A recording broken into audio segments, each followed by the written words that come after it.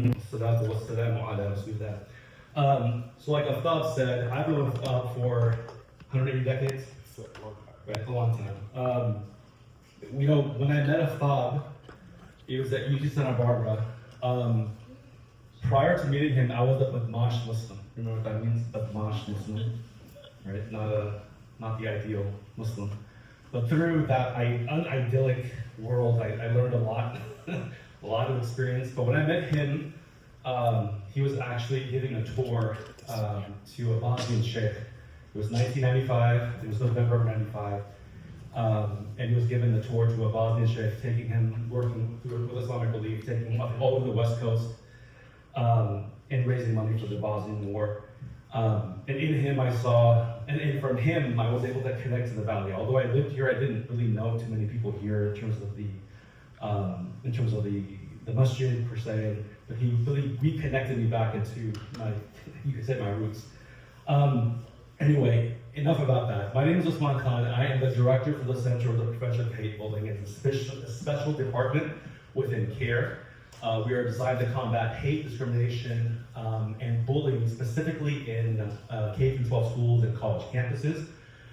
We do that through research, education, and advocacy. When I was given this topic, when I was told to speak, if you know by the way, I'm Khalida's husband. She's back there, filming. Mustafa's dad and Saha's dad. She's not here, but Mustafa, that guy over there. When he told me to talk about something, as a former educator, so for 21 years, I was a teacher, I was an admin, head of school, dean of students, vice principal, so it runs the entire gamut. So some of the presentation you're probably going to see, there's a part of it where I'm going to talk about something I feel that we did incorrectly post 9/11. Something we did as a community, and me as part of it, post 9/11, and 2 years before that day, I believe there has been a radical shift in the way we kind of see ourselves in society. So the idea was Islam is a declaration of liberation. Obviously very symbolic here, the hands tearing away from, or the hands ripping apart these shackles. Now, a lot of this is going to be my personal introspection. I'm not a sheikh, I don't claim to be. I'm not as erudite as some of the more prestigious people you've had come up here. It's literally, I like to read a lot. I love to read, so a lot of it is even within my own chaotic mind. When I was trying to come up with a presentation, I was trying to find the logical flow in trying to get my ideas out. You know what's the hardest thing to do when you give a talk? It's not content. What's the hardest thing to do when you give a public presentation or any presentation, or when you write? Wait, you thought I was going to talk all the time? It's a question. Q&A within the presentation. Do you get people to interact and respond? When you put the presentation, when you write. Yeah.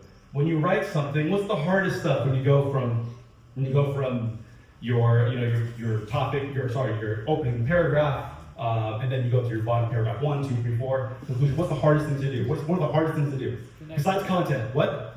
Connecting it, exactly, right? How the river flows, right? Making sure that it flows smoothly, it flows correctly. So one of the hardest things I probably had to do when trying to do this is trying to take these very abstract thoughts of what liberation is, and what liberty means, on how Islam, I think, encompasses a movement of liberation, as opposed to what is perceived in society, what is even perceived in our version of what Islam is. So again, it's going to be a little bit more of my own personal introspection. And so I wanted to start off with this perspective, and I'm going to try to talk my way into the idea of liberty. So when I say weakness in numbers, there is sheer. Why is this ironic? Weakness in numbers.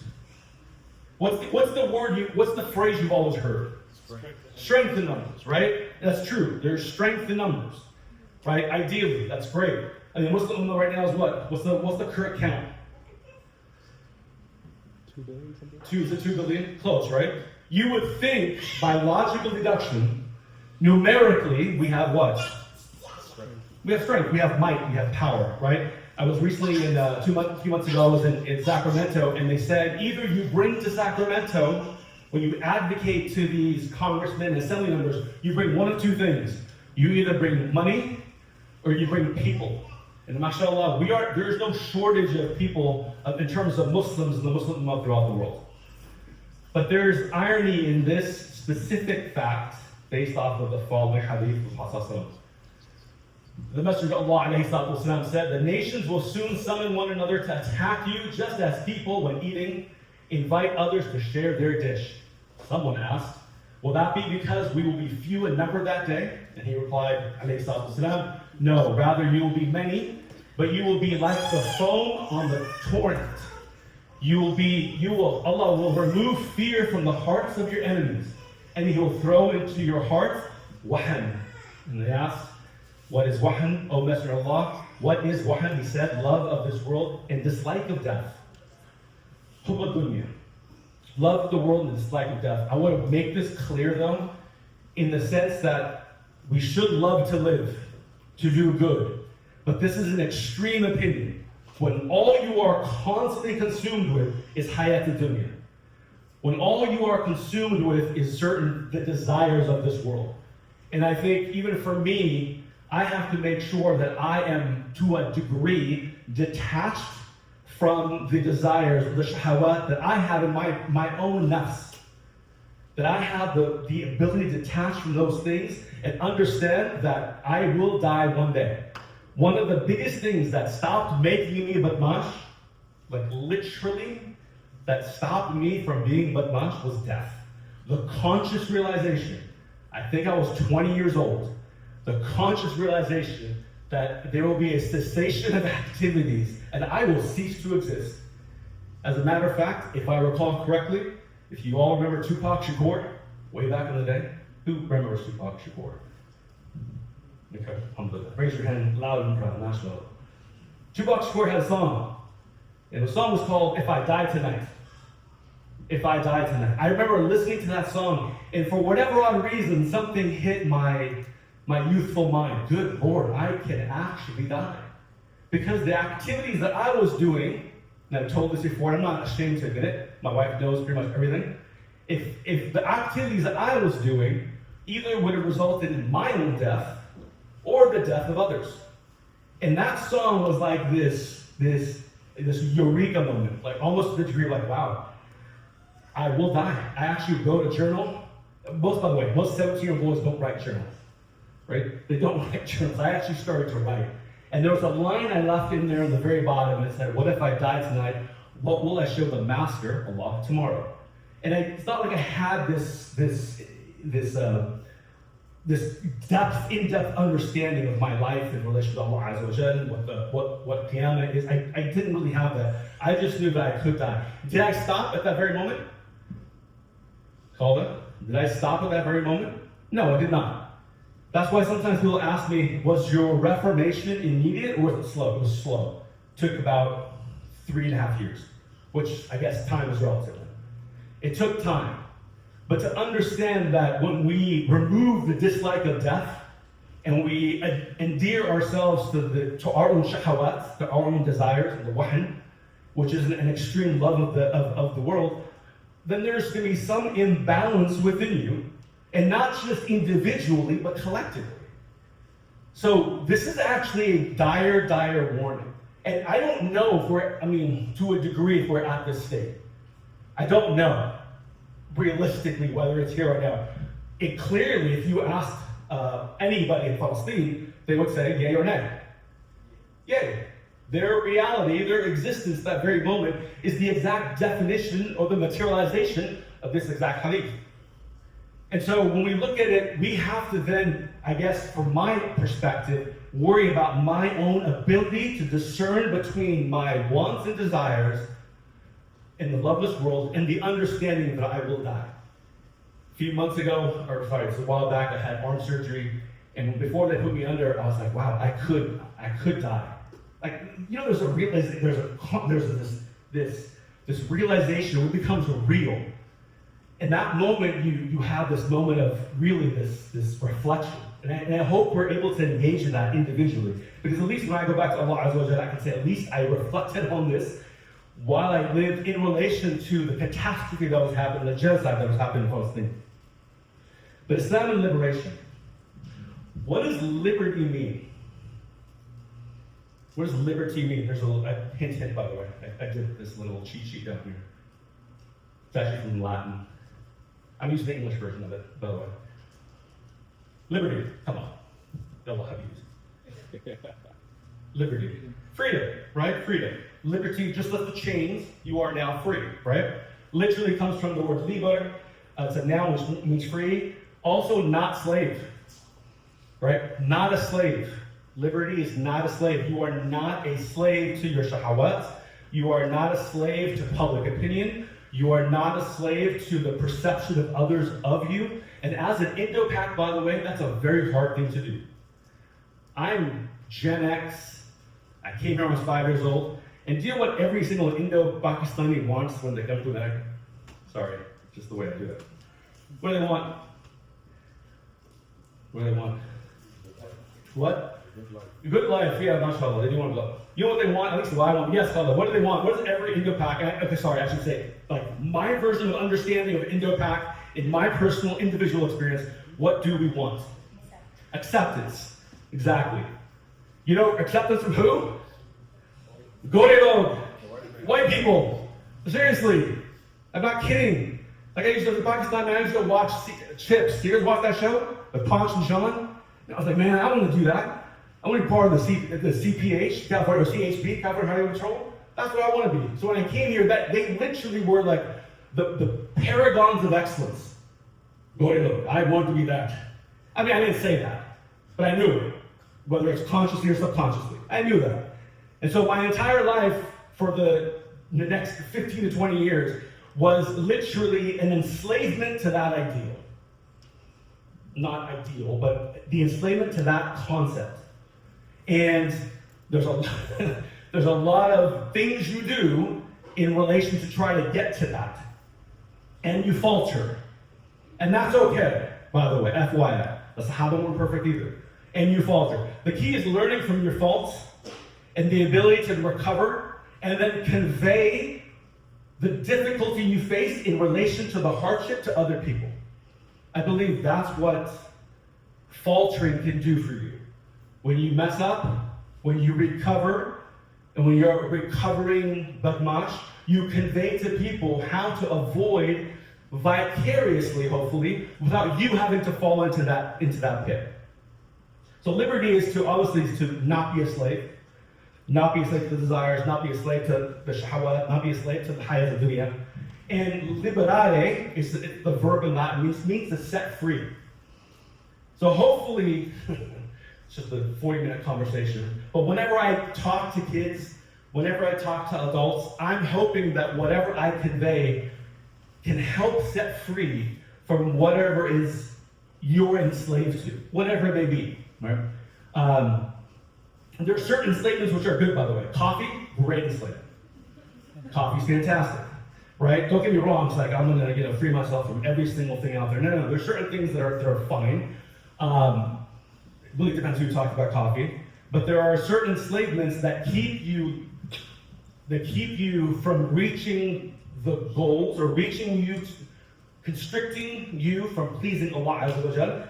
That is something that you will realize that you set yourself free from. All right. So, sorry, I tried ChatGPT really, really well here, and I tried to, hopefully this worked. The Muslim American, the American Muslim, right? For us, believe my mid-20s, this became the understanding of what this ideal was critical, because the whole concept of our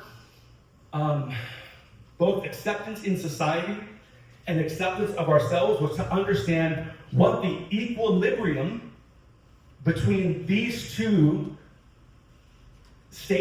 not just these two statements, but these two words, the Muslim American and the American Muslim. Do you know why I put both of them?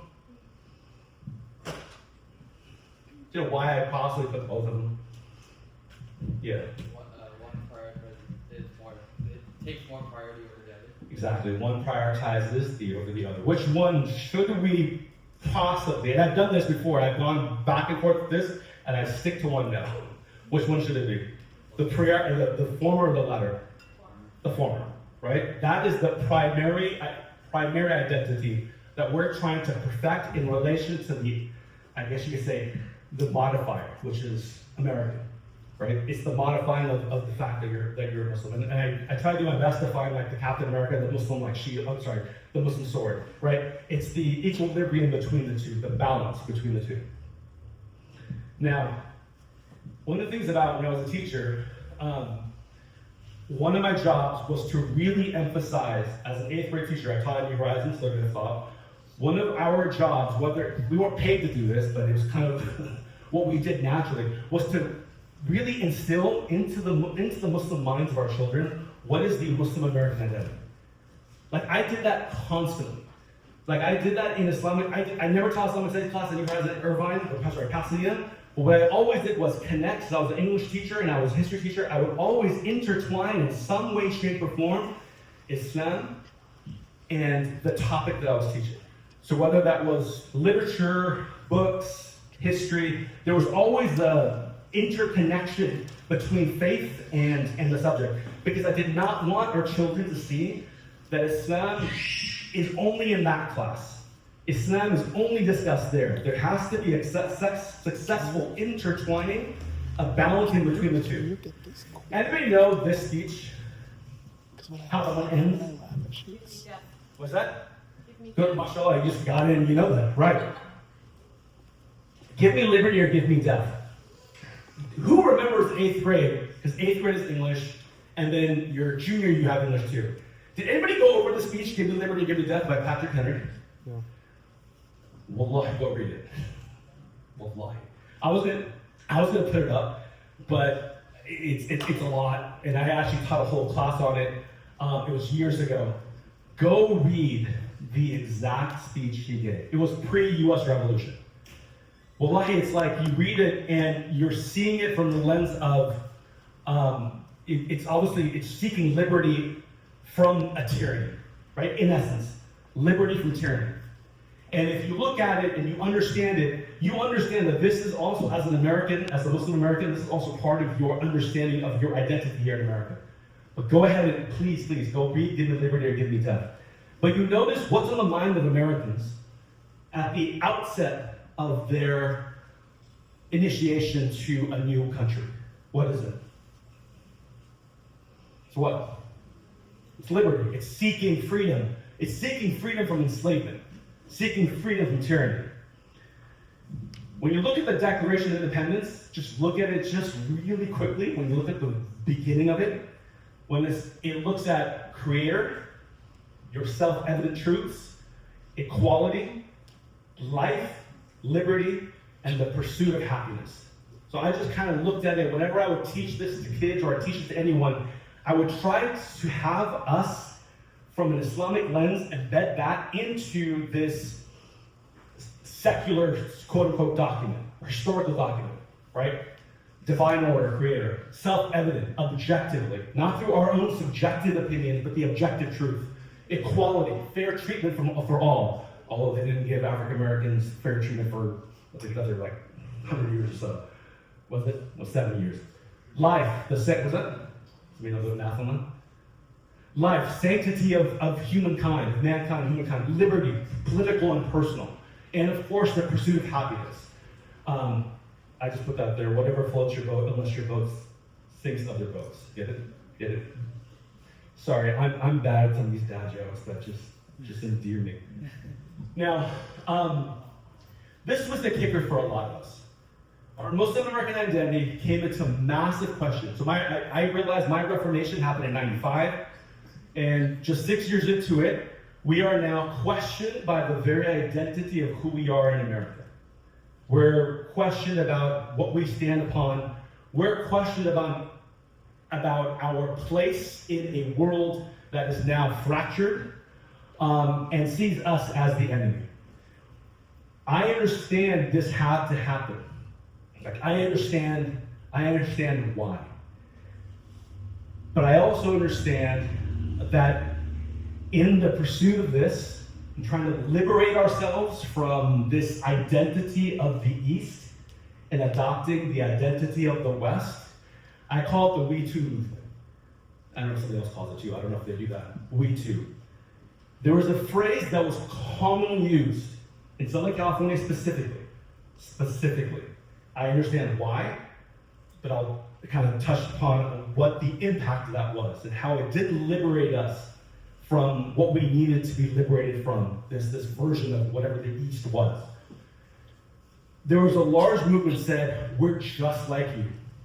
We too are just like you. Why do you think we had to do that at that moment in time? Right? If you're juxtaposing like the world as it was at that moment with the catastrophe that happened on 9/11, who was like conscious in 9/11? Who saw it happen? Okay. It was shocking. Like it was. What are you like 2 years old when it happened? Were you even born? No. You remember though. All right. Remember stories people told. Well, as if it happened, mashallah. Okay. What do you think that is, the We Too movement? We too are just like you. Why do you think that had to happen? To liberate ourselves from this version that we find, offensive, clearly, at that point in time. Why do you think it had to happen? 2001. What's that? To prevent dehumanization, right? To humanize ourselves in the eyes of others. Everybody else? Perfect, yeah, spot on. Everybody else? Safety, perfect. What else? What did Indo-Pak Osman seek the moment we got here? Acceptance. It prevented us from being accepted into the whole. And not just into the whole, but into our schools, into workplaces, to government. It was a massive impediment to our ability to go integrate with general society. And so we had to do that. The We Too movement had to happen. Let me go with this.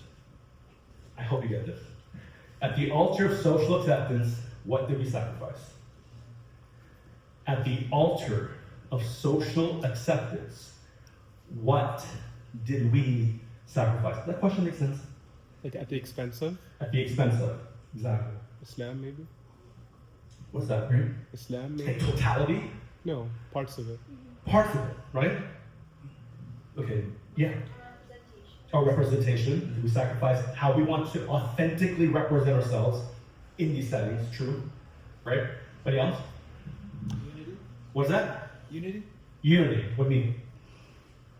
Having that Muslim identity as a whole, but then segregating from it creates disunity amongst. Disunity among the Muslim community, right? So yeah, because you have some people saying, no, we're not, we don't want this. Yeah. Some people say, no, we need to do this because it's a strategic maneuver, right? At a given point in a historic moment that we need to alter our belief system, right? Should I mention this? Should I? Hamza Yusuf. I remember Hamza Yusuf pre 9/11. I remember him very well. And I'm being recorded, so I'll be very nice. I remember him very well pre 9/11. Do you remember Hamza Yusuf pre 9/11? I remember Hamza Yusuf pre 9/11. Hamza Yusuf, the sheikh from the Bay Area, the respectable sheikh from the Bay Area. I still have respect for him. Although I disagree with his political opinions. Do you remember him? What was he? What was he like? What was Sheikh Hamza like?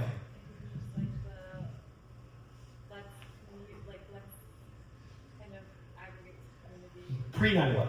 Oh. Pre 9/11. He was the mirror opposite of that. The West was not. The West was not a true society, right? It was something to be rejected. He was a traditionalist to a certain extent.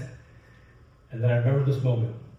I was watching George Bush's speech, State of the Union, post 9/11, and I had never seen Hamza Yusuf dressed outside,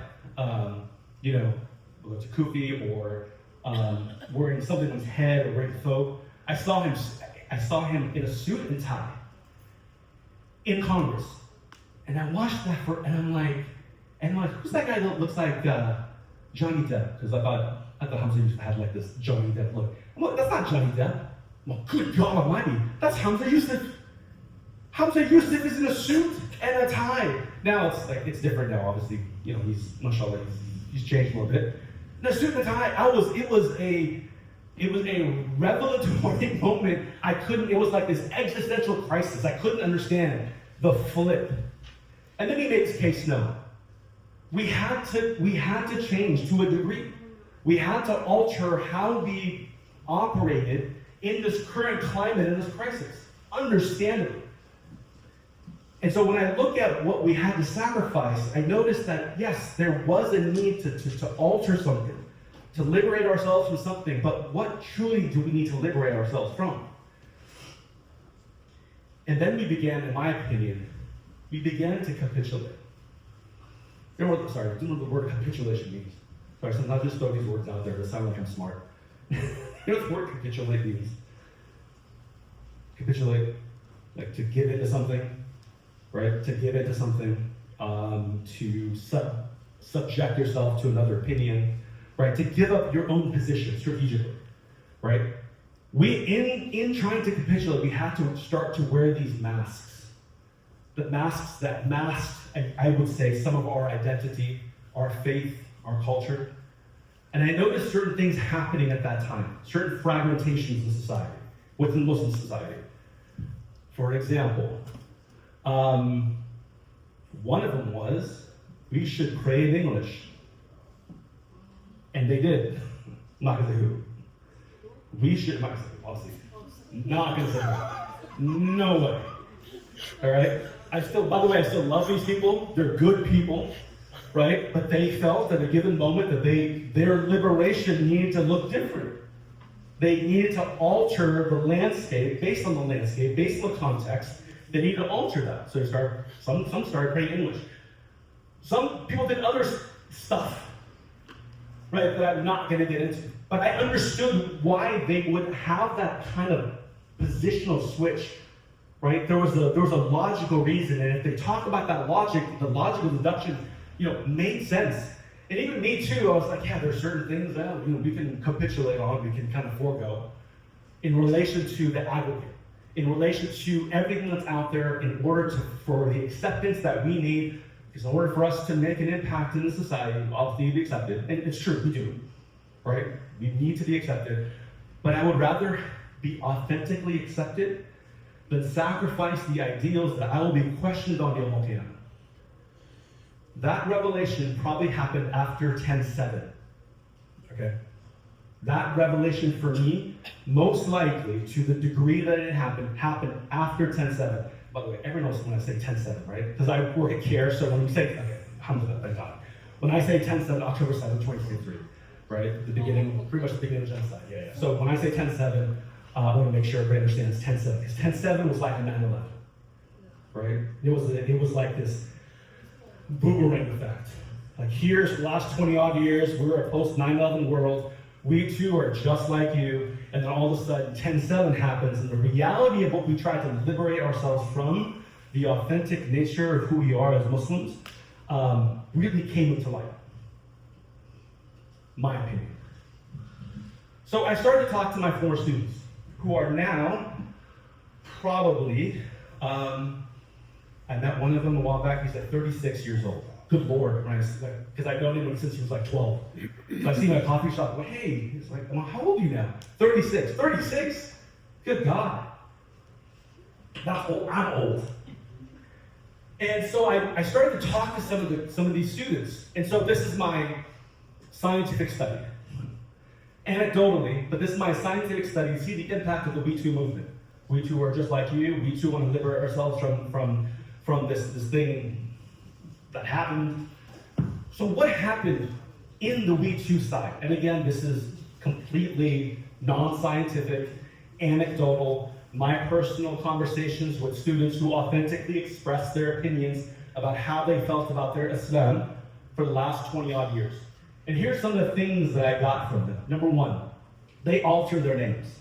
Not a big deal, maybe. I altered my name when I got to America. My name was what? What's my name up there? Osman. They can't say the scene, so most Americans will say what? Osman, all right? Then to better that, what do you think it should be after Osman? Good Lord, I love that identity. I loved having that identity. Most people when I was in high school didn't know I was Pakistani until if I talked Urdu, right? It would shock them. Like, I'd go to 7-Eleven, talk Urdu, shock them. It was like this massive, like "Khoda sahab Urdu bolta hai?" Like, good Lord. And I looked different now when I was younger too. But altering the names. Then, Islam's definition, I'm not kidding this, and I used to ask kids this, like, what does Islam mean? What does Islam mean? What do you think the logical answer was? What's the logical answer? The literal definition of Islam. What is that? To submit to Allah, right? Most of the kids I taught, even adults, what Islam means peace. It does not mean peace, by the way. We're peaceful, we say salam all the time. Does not mean it's peaceful. It doesn't mean we subjugate and capitulate ourselves in the moment where we're asked to defend who we are, our authentic identity.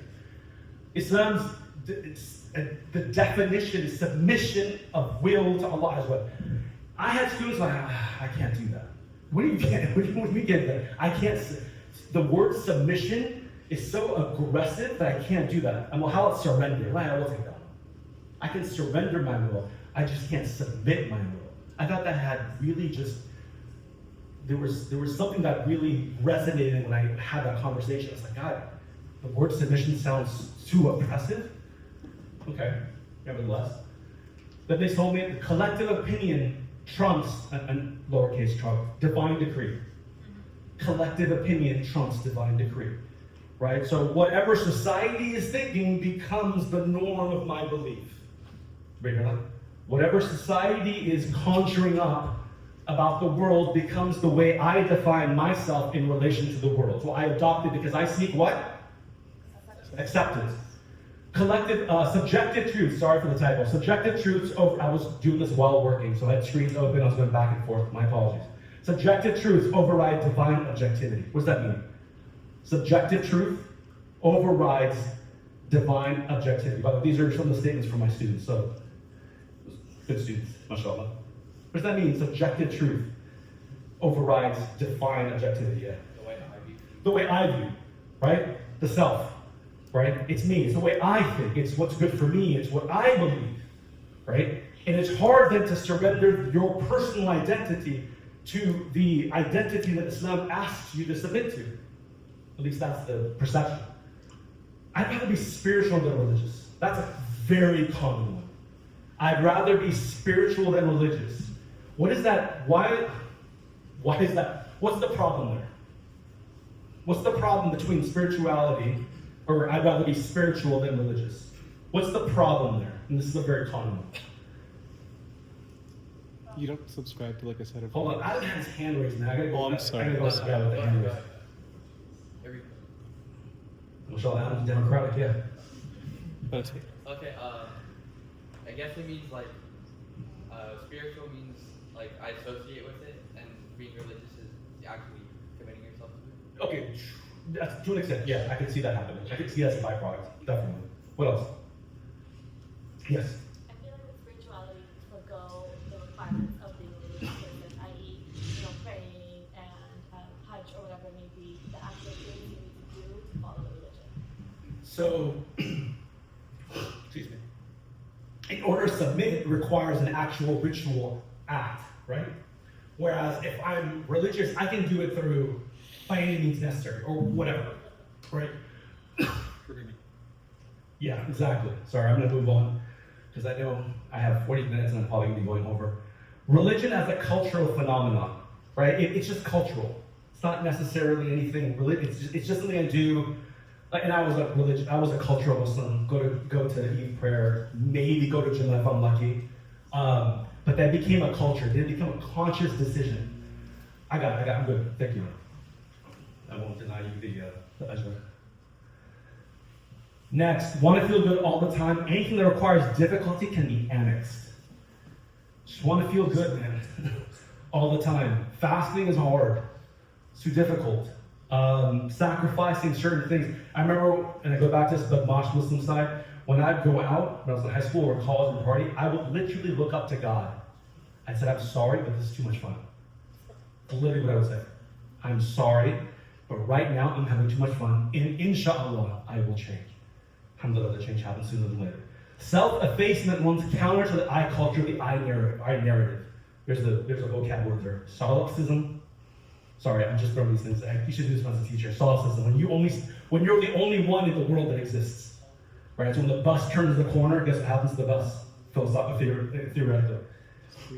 It doesn't exist. You're the only person that exists. Right? You become the concentration of the I culture, the I narrative. The term religion brings with it preconceived notions of ignorance and draconian dogma. The East, oh man, those Muslims, right, out there in the East, man, they're so draconian, dogmatic. I want to separate, I want to have my own identity here in America.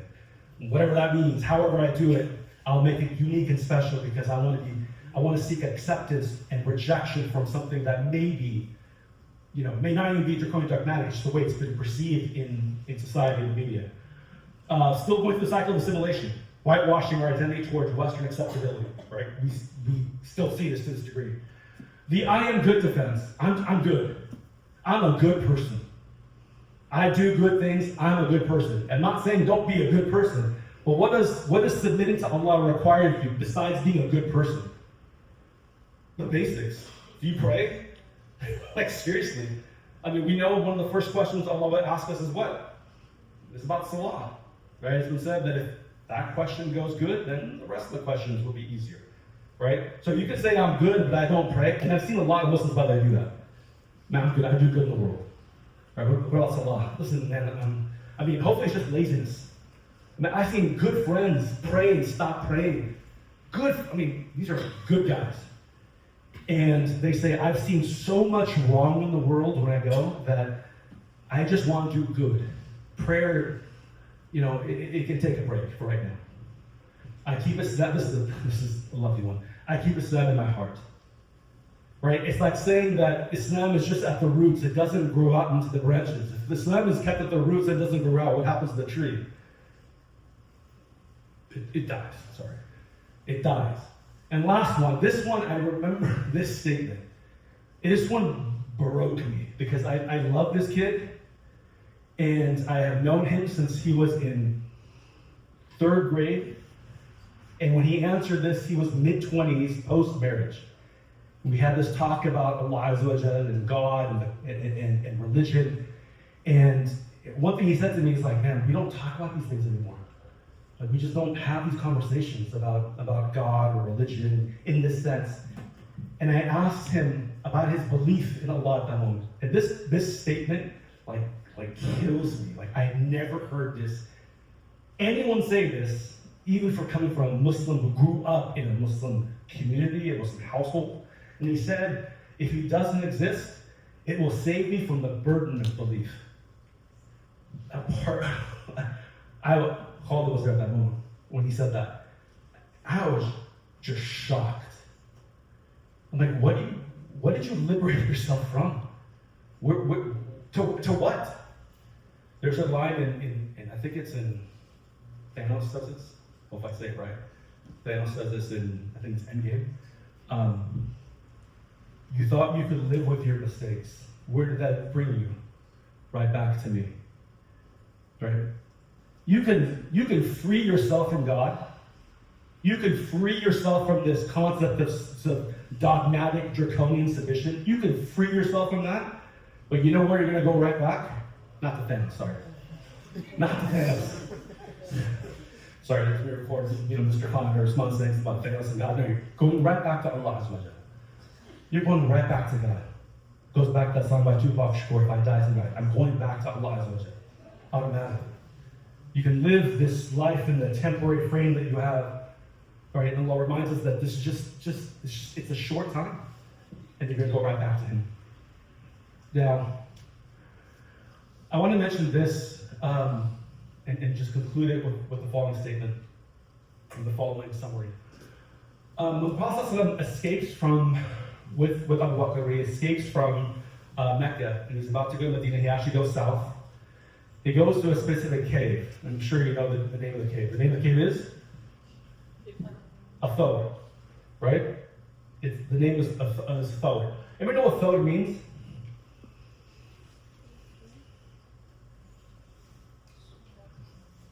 لا تتكلم عربية أنا ليس عربي. I'm not Arab, I don't speak Arabic, so I don't know. I'm just doing this from my own understanding. What does thawr mean? I had to look it up, obviously. Like I just knew this. You know what thawr means? It means a bull. It's a bull, right? What are some of the qualities of a bull? Aggressive. What's that? Aggressive. Aggressive. What else? Stubborn. Stubborn. Okay. Yeah, no, it is. Stubborn for the right reasons. What else? Strong. Strong. Strength. Who said that? MashaAllah. Strength. What else? Was that? Big. Fearless. I think there's something, in my opinion, it's not like some sheikh said this or whatever, it's just my opinion, I could be wrong. I believe there's a symbolic reference from Allah, from Prophet Muhammad seeking refuge from almost being killed to the most vulnerable position that you could be in. Separated by what? So you can see this? Again, ChatGPT here. See what it was? This is not, by the way, this is not the actual cave. Don't think it's the cave. No. Some people thought it was the actual cave. No, it's not the actual cave. But a spider web and a nest. And he's somewhere back there with Abu Bakr. And Abu Bakr is worried. But the Prophet ﷺ is not worried at all. Complete in the state of sakina. Complete serenity. With undeniable belief that he will not be touched with what has not been decreed for him. What I saw in that statement where Allah puts him in this position, this thawr, this bull cave, is that in the most vulnerable position, where he could have been attacked and killed, he is symbolically surrounded by some type of protection that is a type of strength. Do you see what I'm saying here?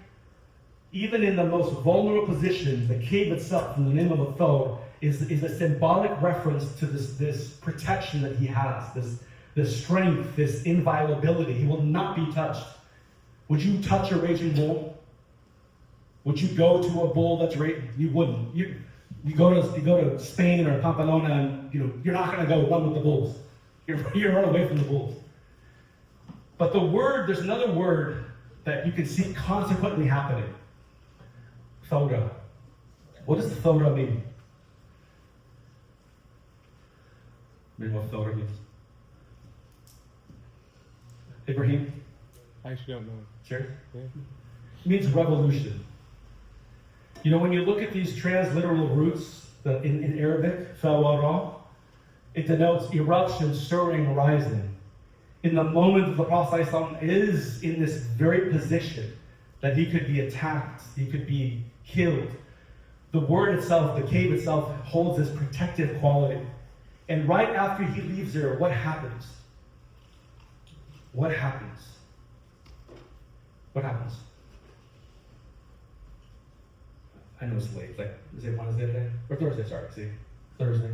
What happens? What Thawra is revolution. An absolute revolution to liberate the Muslim community and us, the progeny, from the illicit life that exists in the world at that moment. From the pagans, from pagan worship, from God, from everything of Hayat Dunya. Right? It's an absolute liberation from there. It's the Thawra. It's a revolution. In my opinion, like the way that Allah places him in this cave called the Thawr, and consequently, right after that, literally his place in Medina holds a revolutionary status. And that revolution was the key to the liberation of the Muslims at that time, whether it was Medina, later on Mecca, and then obviously the Arabian Peninsula. Now, I'm just going to finish it off with this. By the way, that's my version of Wizard of Oz. What happened to the wizard when the illusion was removed? They watched the Wizard of Oz. Good Lord. Thank you. Alhamdulillah. You watch the Wizard of Oz, is the Oz an actual magician? No. What is he? He's a human being, right? He's just using these images or mirages of his wizardry. It's not. The veil is removed. And I hope that Allah is able to liberate us from the illusion that the veil projects and it protects. What exactly are we trying to liberate ourselves from, is the question. And again, don't come here expecting an answer. What do you think we are trying to liberate ourselves from? After 10-7, in my own personal view, my whole world shifted. The maqam that the West had in relation to the apex of morality that they tried to display has been removed from the global eyes. We see that the morality and the ethics that were supposedly, purportedly, even within the Constitution, even within the documents of the West, we completely saw what were we capitulating ourselves to? Who were we trying to get acceptance from? Like literally, it was a light bulb moment for me after all these years. It's like, these are the people that I wanted acceptance from? They have no problem seeing the death of my people and me? Have no problem seeing that if I didn't exist or cease to exist or do exist, it doesn't matter. I lost all my non-Muslim friends. All of them. Kicked me out of their WhatsApp groups. Facebook became a way for them to keep tabs on my pro-Palestinian posts. And I didn't care. At a point, I didn't care. To the point that, and these friends that I had, these are quote-unquote lifelong friends, very successful people. And I realized I need to liberate myself from their acceptance. So what I did was on some of the old posts, one day I just ended up trolling them with all these pro-Palestinian posts. And then they replied to me, and it's like, one of them replied to me. His name was Russ Ortiz. I loved him. I was the best man at his wedding, former Major League Baseball player. So when I got acceptance into this crowd, it was a certain class of a crowd. And he goes, dude, so what are you doing? He said, this is supposed to be light and fun. And first of all, they already banished me from some of these WhatsApp groups. But I told them, I'm going to listen, and I have to do this for myself. I had to liberate myself from their acceptance in their eyes, and I had to show, because at the end of the day, I know I'm going to go back to Allah, and I will have to defend the positions that I took.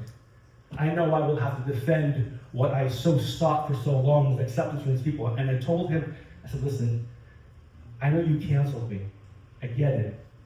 All I'm trying to do is relieve myself or my conscience from, not I shouldn't say acceptance, but so I can clean my conscience when I go back to Allah. That's it. It's literally what I did. I had to liberate myself from something that was part of my life for 30 years, or actually more than that. And to liberate myself from the acceptance of these people to not care. I don't care anymore.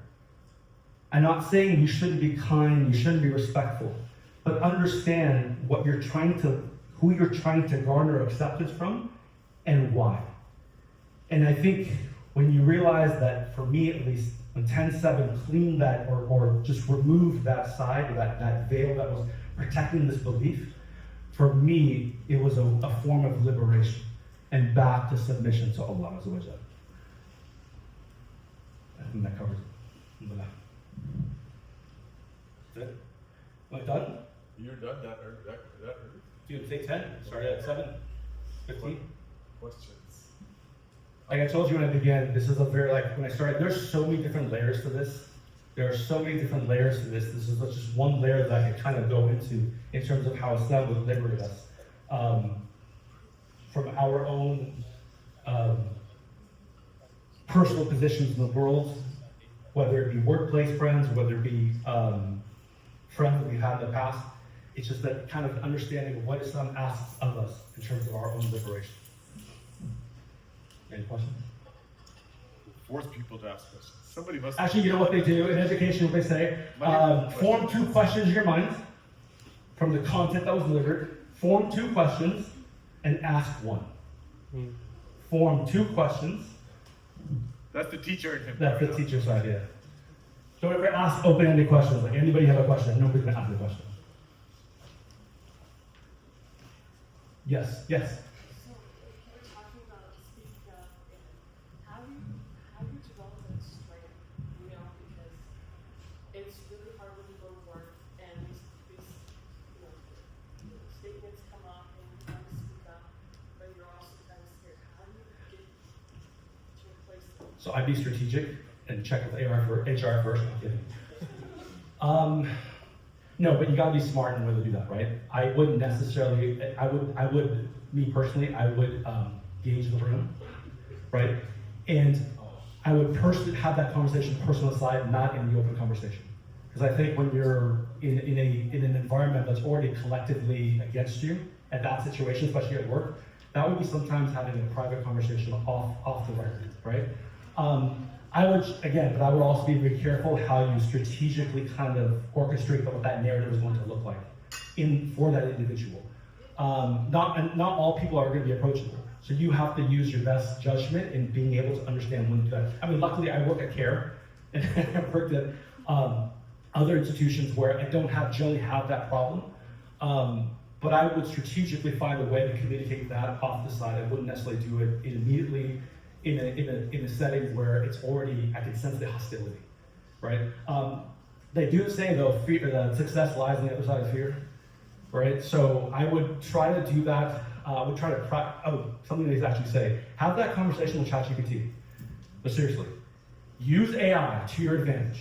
Have these difficult conversations with, an artificial entity, right? You can give them you can give them the context, right? You can literally create the environment and then have that conversation back and forth. And we'll actually debate with you. And the more you debate with it, the better you can possibly get. As opposed to entering cold turkey into a conversation where you had no practice. Actually, it's one of the better ways to use AI. Not just writing your paper and doing whatever you guys do, not getting a good grade because you get caught for cheating. Anyway. Throughout losing everything, like losing friends, probably lost some positions, maybe some monetary value. Wait, did you say lost positions? Like you Oh, do you know something I don't? Right? Anyway.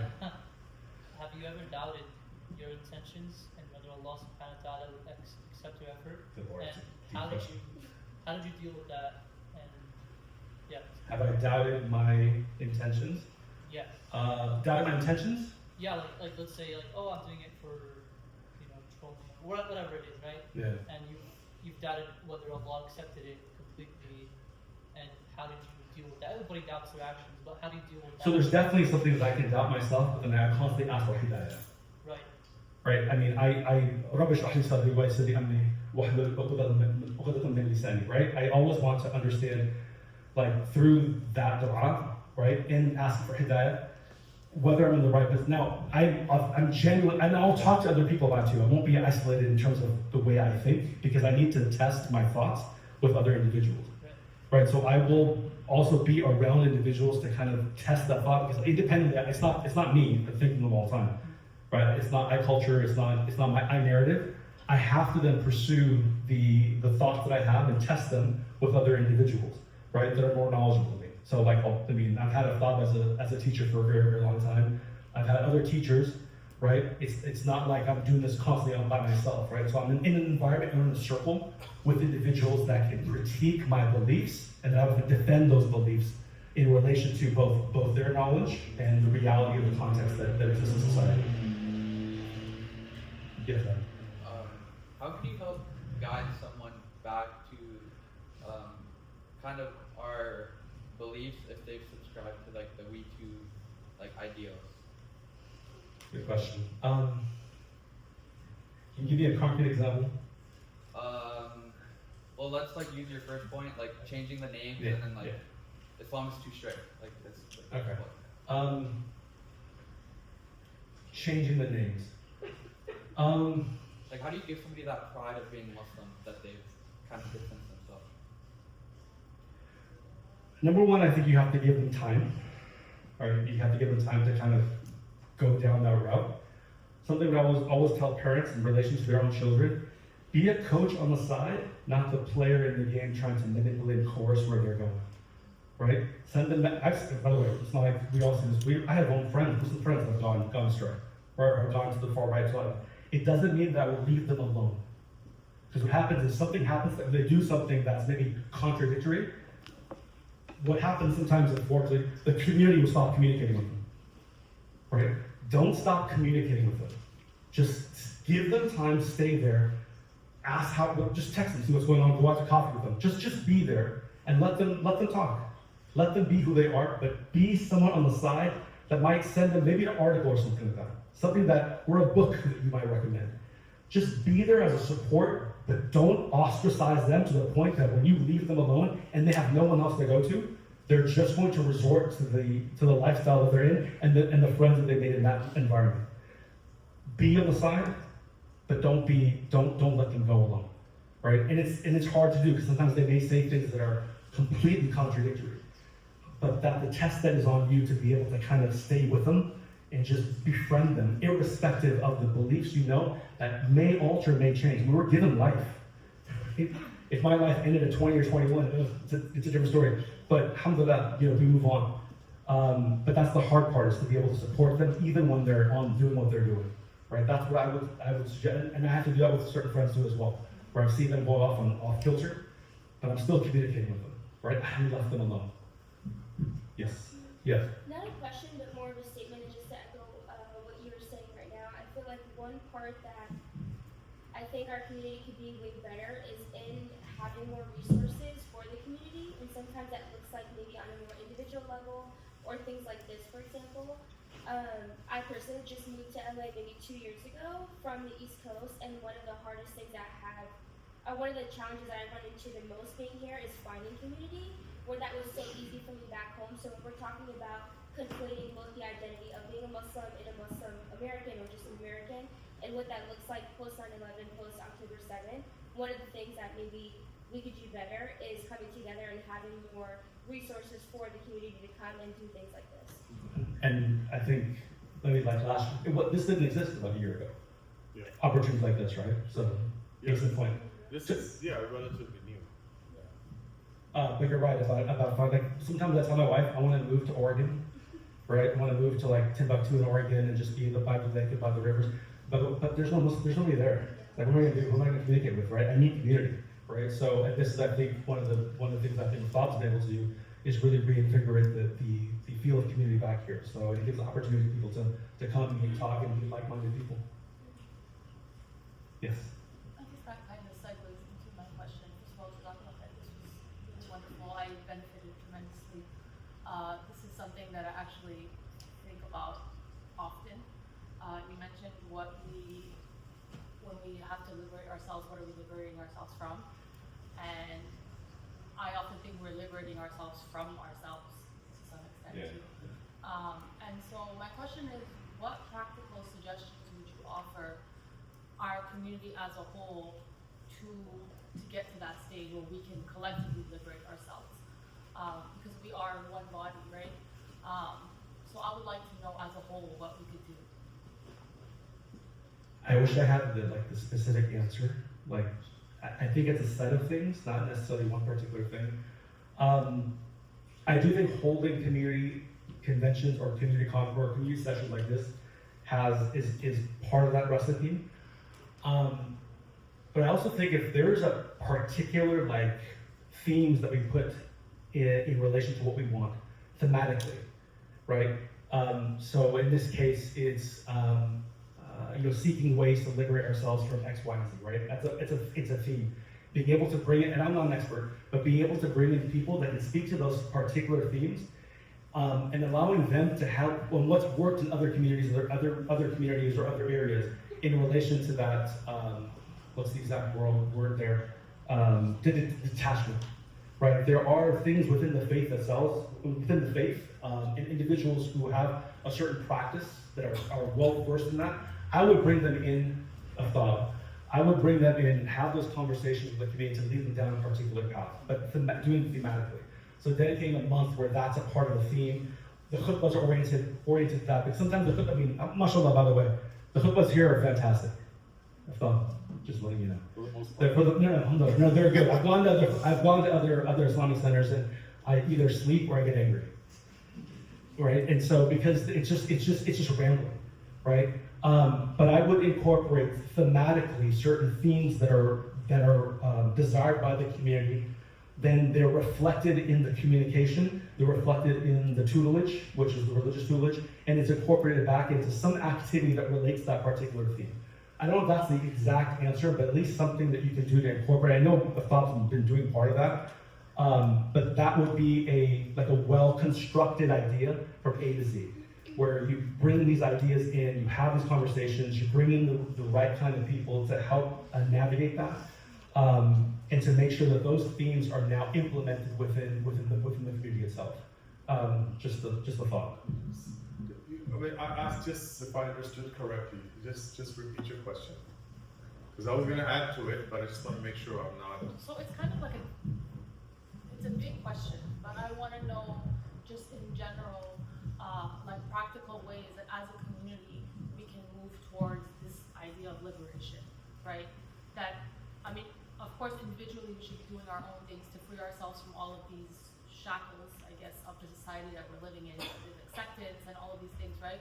But collectively, as an ummah, as a community, as ISWV, what can we do together?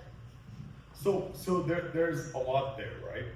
One thing is, before we do something together, we have to come together, right? And I think that's what we're trying to do more of at ISWV. Some of you are already, I mean, many of you here are already engaged at different levels. Like you're literally running the Sunday school, right? The reason I point that out is that because Islam is not something for personal or self-consumption. That's not the religion. It's not that I pray, I worship Allah Azza wa Jal, I'm pious, I behave this way, I dress this way, so therefore I'm a successful Muslim. What you're asking, it has to be there, meaning we have to be moving and doing something collectively. And that's exactly what we are trying to do here. And not only just simple activities, right? We want activities to have substance, to have value, to have some meaning. That's something that we can leave with, and that's something we come back with. So today, we have a better crowd than we did the last session, right? Now maybe it's because we have a better speaker, but the reason I'm bringing that up is that I'm hoping that all of us can continue to come to these sessions. That's just one thing, right? Or all of us in one way or another participate in the center, and we bring others, our family members. We bring people we know. So then this becomes a place for us. This becomes our home. Some say second home. I say no. This becomes our first home. This is the house of Allah. We go home to rest and relax, and we come here to come together with the community.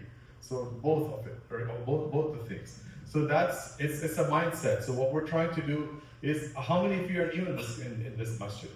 Just show of hands, right? So this is good. So we're bringing in, and even those who are not new, I see some of you are more frequent in the masjid. Does that make sense? Okay, we're gonna have to stop soon. Can I add that question? And this is me personally. I don't expect a solution for my problems to come from somebody else. I will try my own way, at least initially, to solve it, right? So for me personally, I've begun a lot of what's called, I dedicate time to reading specific books that are related to something that I desire or something I want to learn more about. So the initial stages has to be from the self, right? I have to initiate that, and then I can gravitate towards and bring that to other people, and even bring that and have that be reciprocated in the masjid as well, right? And so that means it has to start from the self first, and then move outside. And one thing I think is important to note is, I'm sorry, brothers, women are the drivers and leaders in our communities. I'm serious. I'm saying it. I'm not saying I'm not saying it to get brownie points. I'm saying it because it's a fact, right? So I want you to keep that in mind at all different levels. I know these traditional ideas, misunderstood ideas about leadership, where it stands, how it stands, what it means. So I'm not talking about women are the head of state and should be president. I'm talking about true leadership, right? Honestly, you know what I've learned the best way? One of the best ways I've learned to young families to get them in the masjid? Get the wives in here. I'm not joking.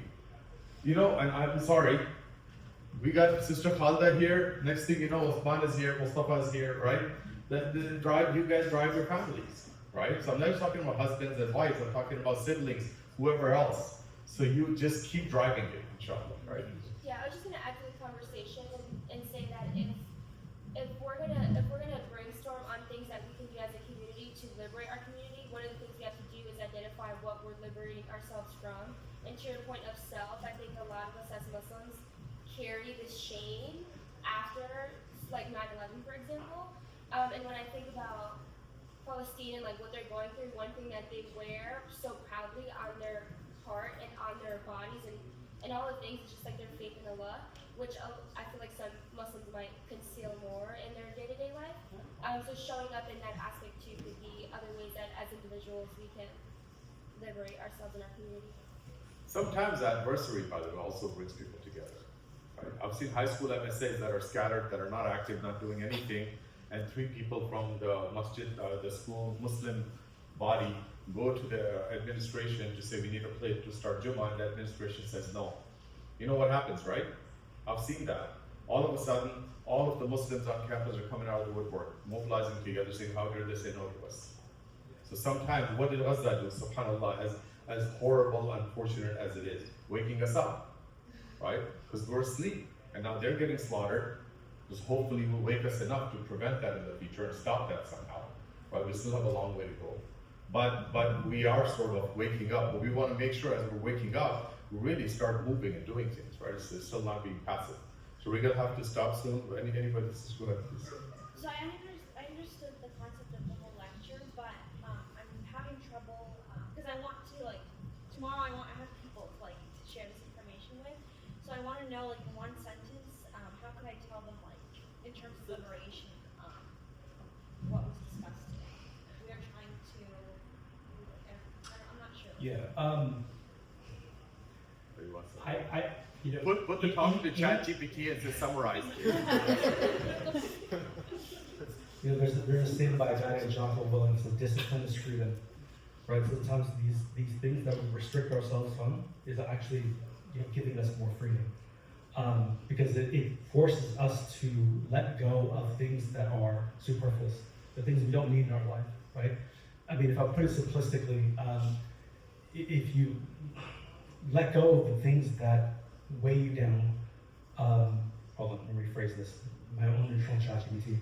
Liberation, submission to Allah Azza wa Jal and His tenets and His decree is the ultimate liberation that you need, if I'm looking at it from that perspective, right? Literally just, if I should say this. When I was 21 and I stopped doing what I was doing, there was a freedom that was entailed in that. But I realized when I let that stuff go, I was so internally happy. I was so content that it couldn't, the contentment of letting things go, I could not communicate that to my moms and friends. Because they didn't see that as a logical consequence of letting or departing myself or being, letting certain things go. They just couldn't see it. This is the Western logic, right? The more the better. But Islam, the less that you have, the better. There's a sakina that you feel inside. I knew somebody in that used to work. She was actually an interpreter in Afghanistan during the war, and she told me one day. She said she's a parent at New Horizons. She said, I found myself one day in a tent with nothing, and there was nothing there, and I sat there and I was conscious of the nothingness that existed at that very moment. But I had my basic needs met, and I have never been more happier in my life than being in that tent with my basic needs met, as opposed to my time here in America when I have everything around me. Sometimes when we have everything around us, nothing pleases us. You have everything and it doesn't please you. So when Allah reminds you, these things, there are things that you need, things that you don't need. And the more you submit yourself to that particular decree and His divine decree, the less that you will desire from the world, and the happier you will be. It's an inverse in terms of the Western logic, which other people just won't be able to understand. I let go of a lot of things. In the departure, I just felt happier.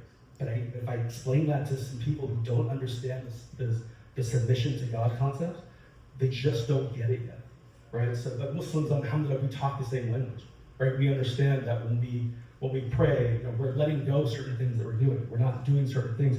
We're letting go of the things that don't matter. But when we subject ourselves to a particular, whether it's ibadah, afkar, or dhikr, sometimes the other day, my wife and I were going to a movie, and the movie started at 6:30, and I said, that's Maghrib time. Stop with a lot of movies. Go to movies, yeah. It was Downton Abbey. Don't go watch that movie. Downton Abbey. Don't do it. Waste of the 2 hours of your life. What is that?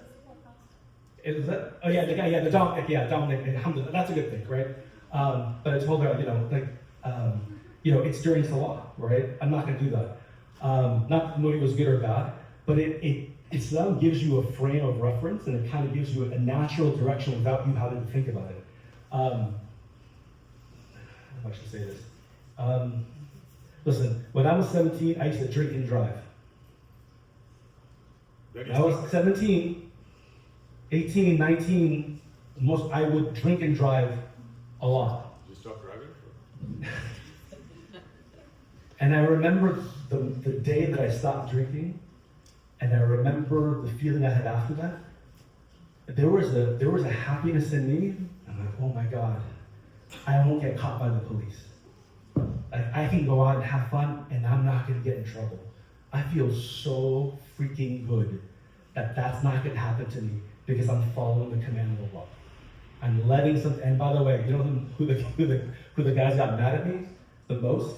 Were my Muslim friends. Like, oh my God, you're 21, bro. You can do whatever you want. It's like, no, man. Like, alhamdulillah, I'm happy not doing it. And by the way, not doing it, you know what they also did? Like, not doing those things. It took bad people away from my life without me having to do anything. I was liberated from them without having to act. Right? Just by doing good, it literally, like, they were just repelled by my goodness. And they couldn't be part of it. And they didn't want to be part of it. And so without me having to do anything, there was one friend I had, Brad Fulmer, the guy, I couldn't get rid of him. Every single time I was with him, I would get in trouble. Every time. Whether it was police, car accidents, God, you name it. And then as soon as Islam came in, he just went away. Just went away. It's like, it was that easy? It's like, alhamdulillah. You do good, Allah will put good in your life, and He will remove the bad things from your life, right? And you'll automatically be liberated. It's like automated, liberation automation.